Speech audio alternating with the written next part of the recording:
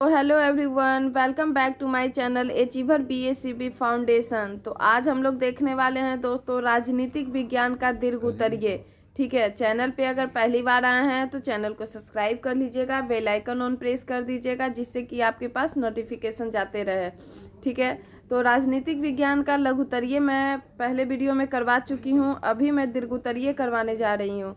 ठीक है दोस्तों, तो चलिए क्वेश्चन देखते हैं। क्वेश्चन मेरा क्या कह रहा है कि भारत में लोकतंत्र कैसे सफल हो सकता है। ठीक है, भारत में जो लोकतंत्र है वो कैसे सफल हो सकता है, इस पे क्या बोल रहा है, स्पष्ट करें। ठीक है, इस पे स्पष्ट करें। चलिए तो देखते हैं कोई आंसर हम लोग का क्या कह रहा है। आंसर हम लोग देखते हैं कि आज दुनिया के लगभग 100 देशों में लोकतंत्र किसी न किसी रूप में विद्यमान है। ठीक है, ये तो आपको सबको पता होगा। लोकतंत्र का लगातार प्रसार एवं उसे मिलने वाला जन समर्थन यह व्यवस्था में सभी नागरिकों को मिलने वाला समान अवसर व्यक्तियों की स्वतंत्रता एवं गरिमा आकर्षण के रूप के बिंदु है। साथ ही इसमें आपसी विभेदों एवं टकरावों को कम करने और गुण दोष के आधार पर सुधार की निरंतर संभावनाएं लोगों को इसके करीब लाती है। इस प्रसंग में सबसे महत्वपूर्ण बात यह है कि लोकतंत्र में फैसले किसी व्यक्ति विशेष द्वारा नहीं बल्कि सामूहिक सहमति के आधार पर लिए जाते हैं। किसी एक व्यक्ति अगर फैसला करे तो उस फैसला को नहीं माना जाता है। जब तक ग्रुप में फैसला नहीं होगा जब तक वो फैसला नहीं कहलाएगा। ठीक है, वही कह रहा है कि सामूहिक सहमति के आधार पर लिए जाते हैं, कोई एक व्यक्ति का फैसला यहाँ नहीं चलने वाला है। ठीक है, चलिए लोकतंत्र के प्रति लोगों की उम्मीदों के साथ साथ शिकायतें भी कम नहीं होती है। लोकतंत्र से लोगों की अपेक्षाएं इतनी ज़्यादा हो जाती है कि इसकी थोड़ी सी भी कमी खलने लगती है। कभी कभी तो हम लोकतंत्र को हर मर्ज की दवा मान लेने की भी खतरा मोल लेते हैं और इसे तमाम सामाजिक, राजनीतिक, आर्थिक विषमता को समाप्त करने वाली जादुई व्यवस्था मान लेते हैं। इस तरह का अतिवादी दृष्टिकोण लोगों में इसके प्रति अरुचि एवं अपेक्षा का भाव भी पैदा करता है, परंतु लोकतंत्र के प्रति यह नजरिया न तो सिद्धांत रूप में और न ही व्यवहारिक धरातल पर स्वीकार है।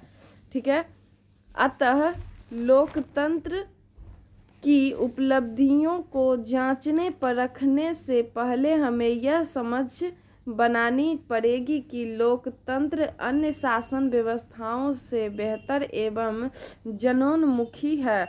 अब नागरिकों का दायित्व है कि वे इन स्थितियों से लाभ उठाकर लक्ष्य की प्राप्ति करें। ठीक है, यह स्पष्ट हो गया। चलिए अब देखिए नेक्स्ट क्वेश्चन देखते हैं। दीर्घ उत्तरीय में तो 2 ही क्वेश्चन ही है दोस्तों। ठीक है, देखिए नेक्स्ट क्वेश्चन क्या कह रहा है आपका कि परिवारवाद और जातिवाद बिहार में किस तरह लोकतंत्र को प्रभावित करता है। ठीक है, जातिवाद और परिवारवाद बिहार में, जहाँ हम लोग रह रहे हैं बिहार में, लोकतंत्र को किस तरह प्रभावित करता है। चलिए हम लोग आंसर देखते हैं दोस्तों क्या कह रहा है। इसका उत्तर यहाँ हो जाएगा दोस्तों आपका कि अगर हम बिहार में लोकतंत्र की चुनौतियों पर नज़र डालते हैं तो आज बिहार में भ्रष्टाचार, जातिवाद, क्षेत्रवाद, परिवारवाद जैसी बुराइयां यहाँ निर्णायक भूमिका निभाती है।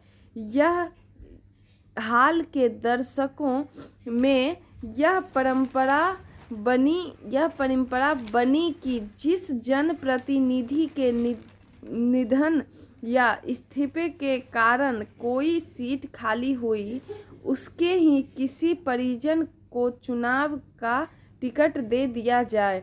बिहार में परिवारवाद की यह स्वरूप लोकतंत्र की खामियों को दर्शाता है। सत्तारूढ़ जय ने 2009 में संपन्न हुए बिहार विधानसभा के उपचुनावों के दौरान यह कह दिया था कि किसी परिजन को पार्टी होने वाले चुनाव में उम्मीदवार नहीं बनाएगी। इस बात को लेकर जदयू में आंतरिक कलह की स्थिति पैदा हो गई थी।